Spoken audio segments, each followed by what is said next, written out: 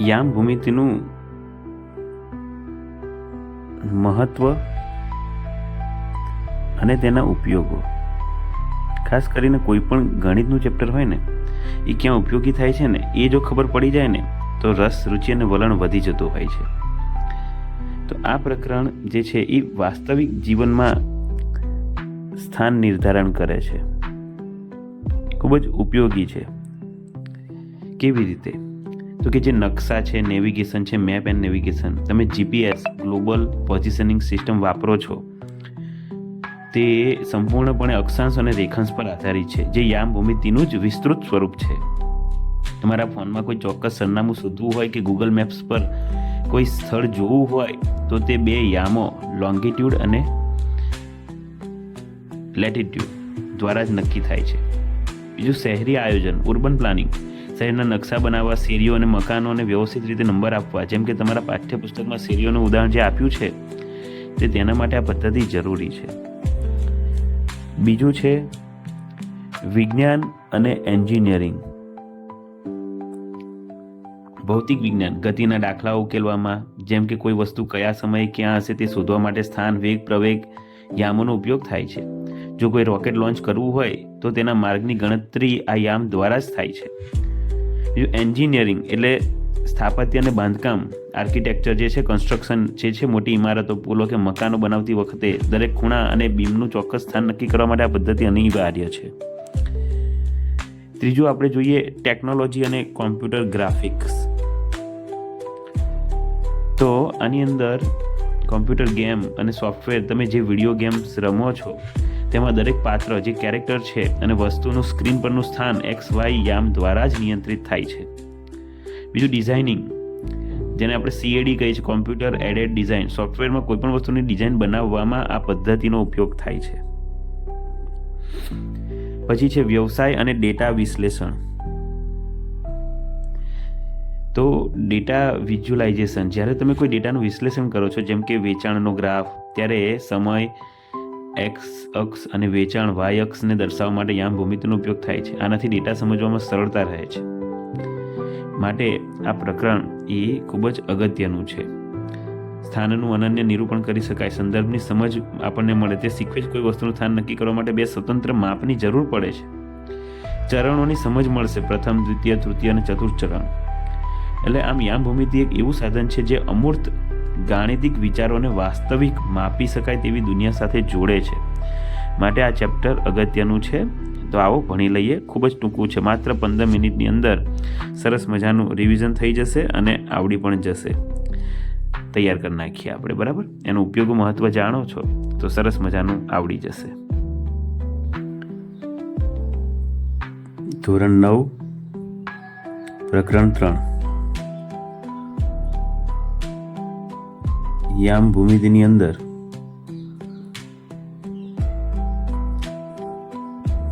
અગત્યનું શીખવા જેવું નંબર 1, તમને કાર્ટેજીય યામ પદ્ધતિ આવડવી જોઈએ.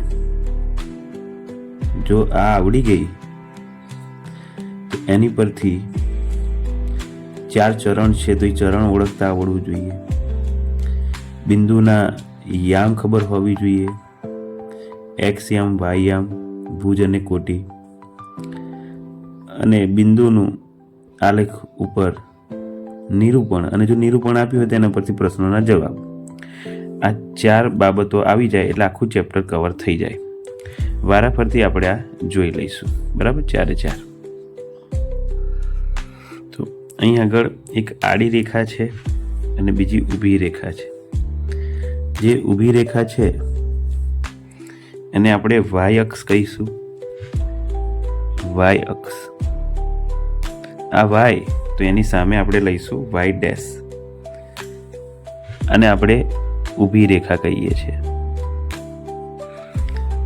જે આડી રેખા છે ને એને આપણે કહીશું X ડેશ, એટલે આડી રેખા. અને સમક્ષિતિજ રેખા પણ કહે છે. આડી રેખા, સમક્ષિતિજ રેખા એટલે X અક્ષ. ઊભી રેખા, શિરોલંબ રેખા એટલે Y અક્ષ. તો આવા નાના નાના પ્રશ્નો જ્યારે પૂછાય ને ત્યારે ધ્યાનમાં રાખવું. બીજું કે જે એક્સ અક્ષ છે ને એને ભુજ કહેવામાં આવે છે અને જે વાય અક્ષ છે ને એને કોટી કહેવામાં આવે છે. હવે અહીંયા ઘણા થોડા પ્રોબ્લેમ થાય છે.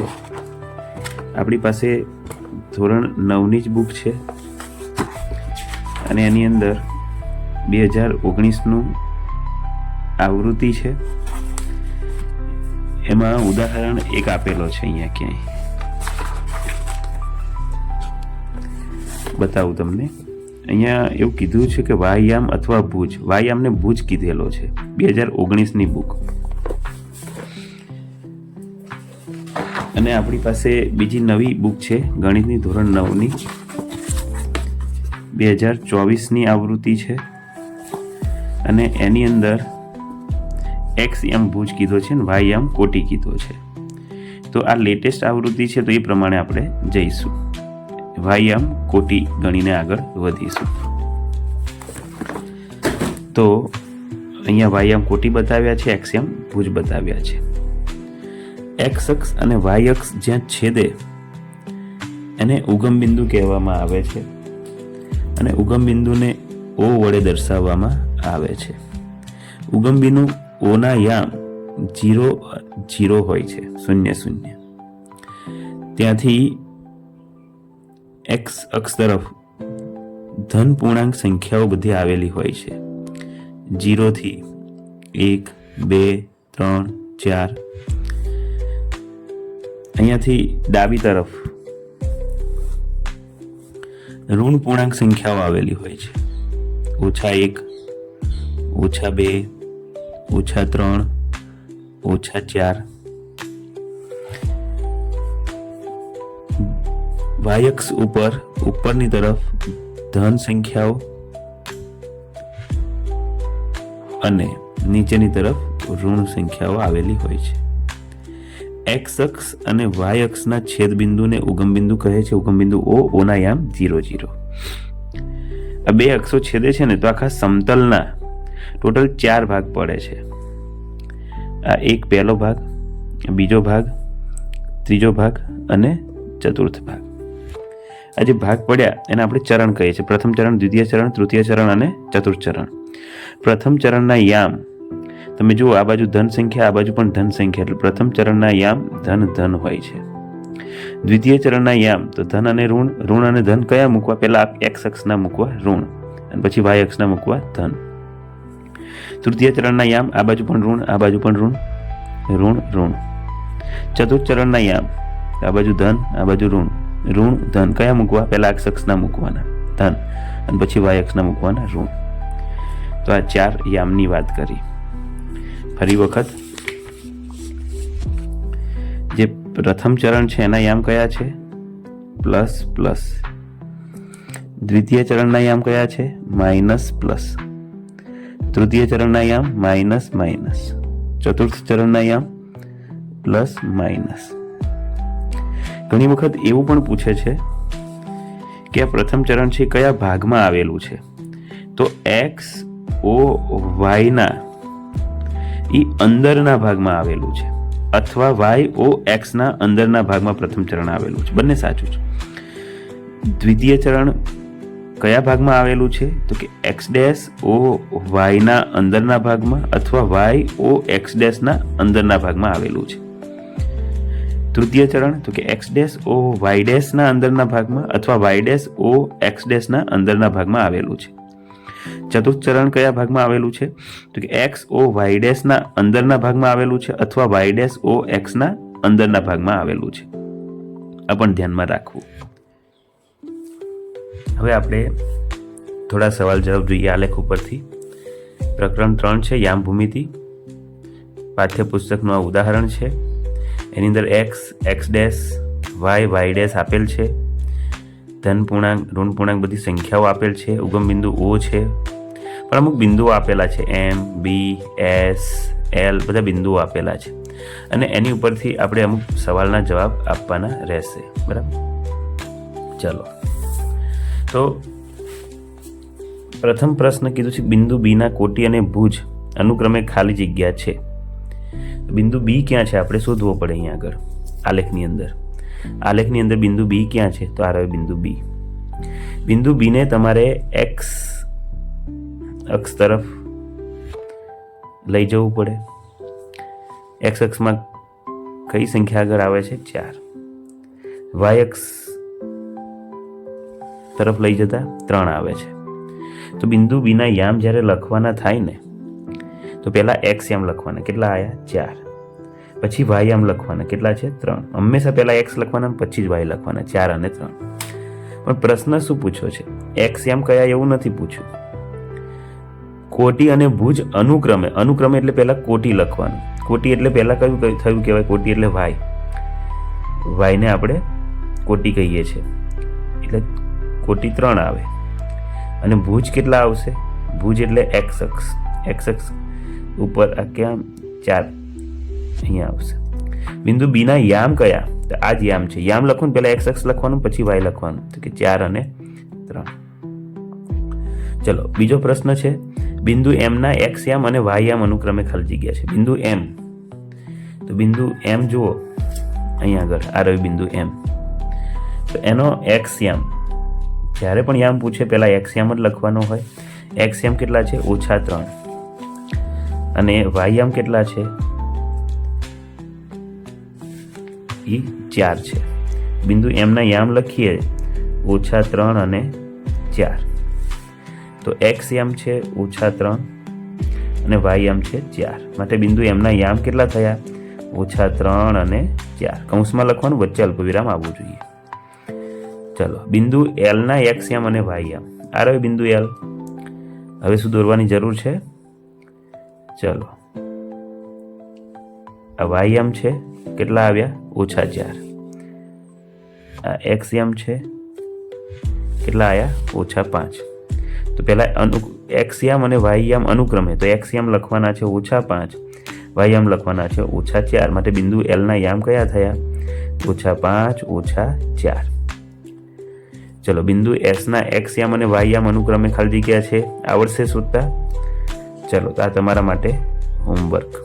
બરાબર, એક યામ તમારે જાતે શોધવાનું છે. ચલો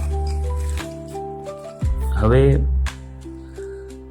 ઉદાહરણ બીજું જોઈએ. અહીંયા તમને આલેખ આપ્યો છે x x dash y y dash ઉગમ બિંદુ O. એમાં બિંદુ એ જે છે ને એનો એક્સ યામ વાય યામ લખવાનો અને એના એક્સ વાય યામ લખવાના છે. બિંદુ એ ક્યાં છે એ તમારે શોધવું પડે. અહીંયા બિંદુ એ આ રહ્યું.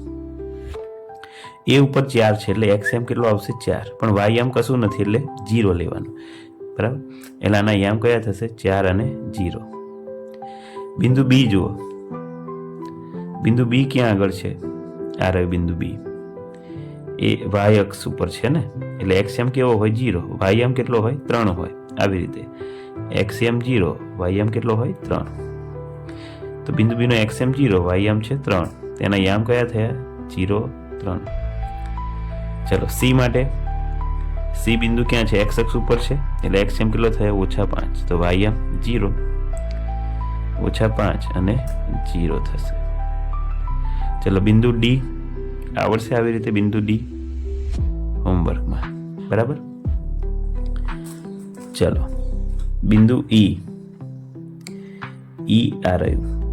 અહીંયા તમને આપ્યું છે 2/3, પણ એક્સ યામ આપ્યો ને એટલે એક્સ યામ થયો 2/3 અને વાય યામ કેટલો થયો? 0. એટલે એના યામ 2/3 અલ્પવિરામ 0, વાય યામ 0 છે. ચલો હવે 4 બિંદુઓ જે છે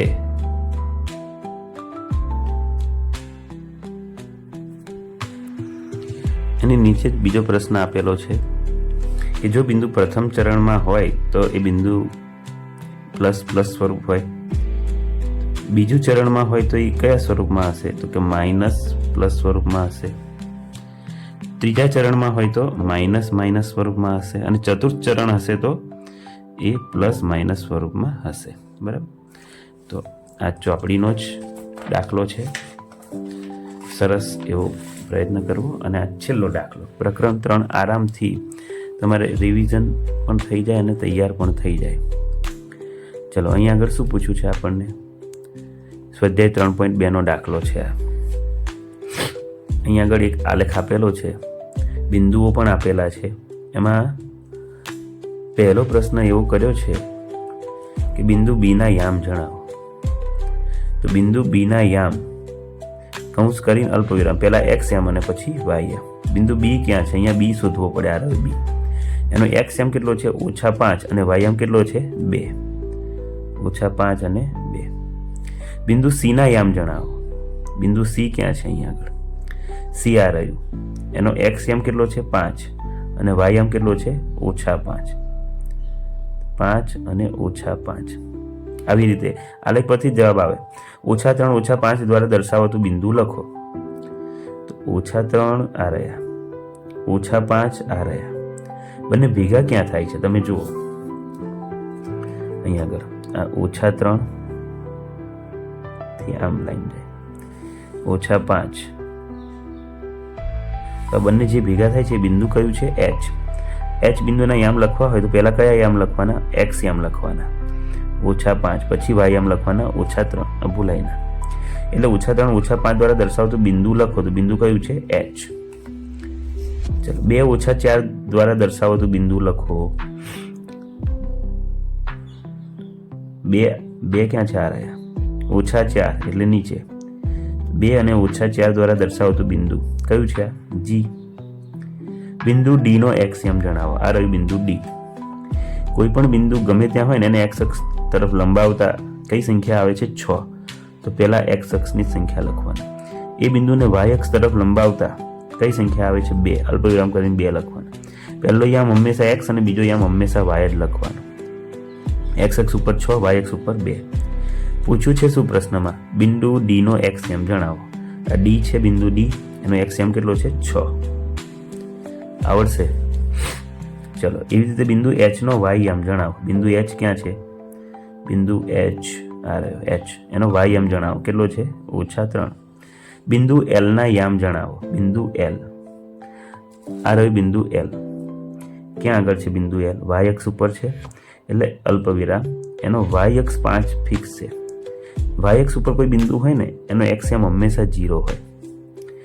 અહીંયા તમને કીધું છે બિંદુ એલ ના યામ જણાવો. તો બિંદુ એલ ના યામ છે 0, 5. એક્સ યામ 0, વાય યામ 5. બિંદુ એમ ના યામ જણાવો. બિંદુ એમ ક્યાં આગળ છે?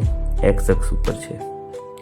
તો એક્સ અક્ષ ઉપર છે એટલે એક્સ યામ છે -3 અને વાય યામ કેવો રહેશે? 0. એટલે બિંદુ એમ ના યામ છે -3 અને 0 છે. આ પ્રકરણ તમારું પૂરું થઈ ગયું. આખું જ પ્રકરણ અહીંયા આગળ રિવિઝન થઈ ગયું છે. પાકું કરવું. આમાંથી જ કોઈ પ્રશ્નો 100% આવશે.